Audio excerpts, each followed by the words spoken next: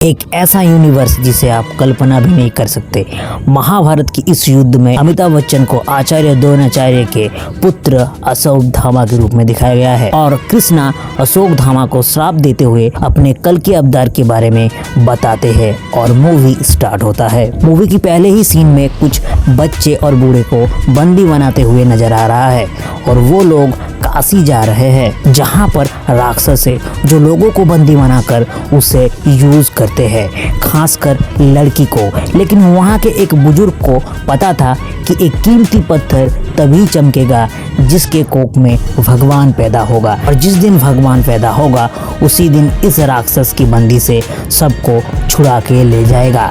तभी दूसरे ही फ्रेम में मृणाल को दिखाया जाता है जिसके कोख में बच्चा है लेकिन भगवान नहीं और राक्षस उसे मार देता है। और तभी नेक्स्ट फ्रेम में प्रभास की एंट्री दिखाया जाता है जो एक बच्चे को बचाने के लिए गुंडे से लड़ पड़ते हैं।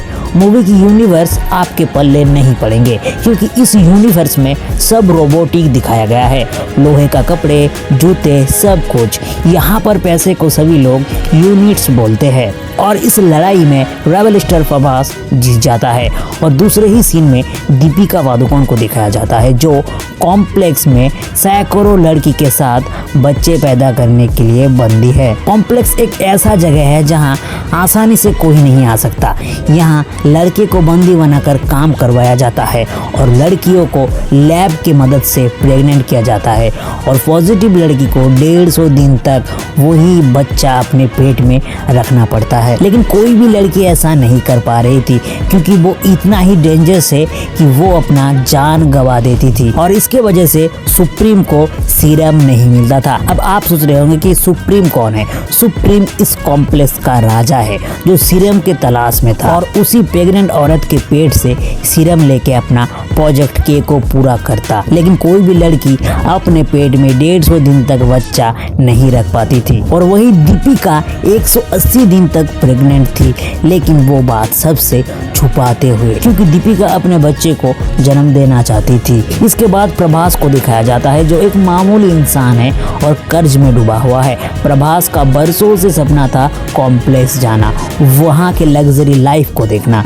और उसका ये सपना पूरा करेंगे दिशा पटानी। दरअसल प्रभास दिशा से भी पैसे लिए थे और अभी भी दे नहीं पाए। बदले में दिशा प्रभास से सिर्फ आई लव यू मांग रहा है, यानी दिशा प्रभास से प्यार करती है। और तभी हमें पता चलता है कि दिशा की कॉम्प्लेक्स में जॉब लग गई है।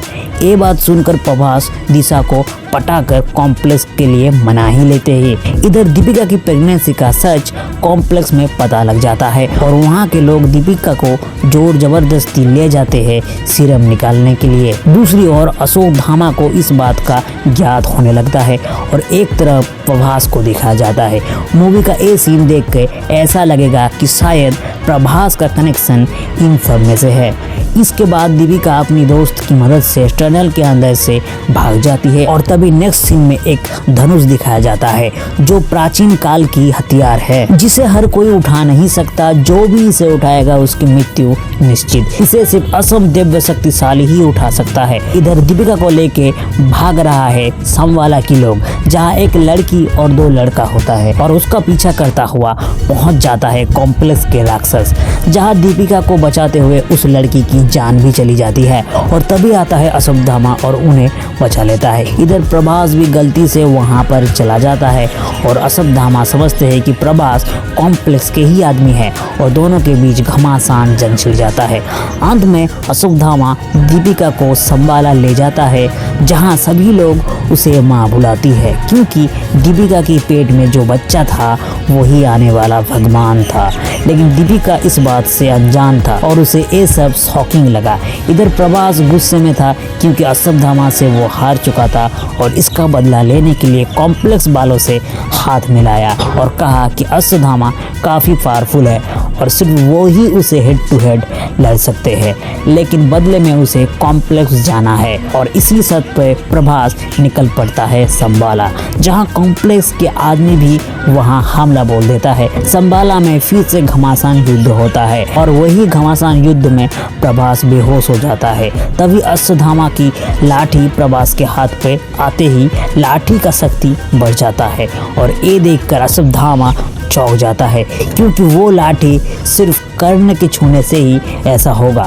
और अश्वत्थामा को पता लगता है कि प्रभास ही कर्ण है, लेकिन प्रभास इस बात से अनजान था और वो दीपिका को कॉम्प्लेक्स वालों के हवाले करने के लिए ले जाता है।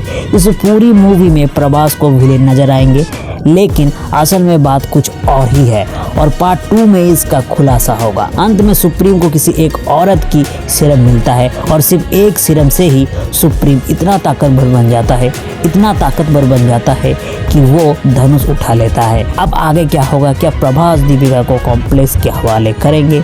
क्या है प्रोजेक्ट के? कब आएगा कल की? देखेंगे कल की 2 में।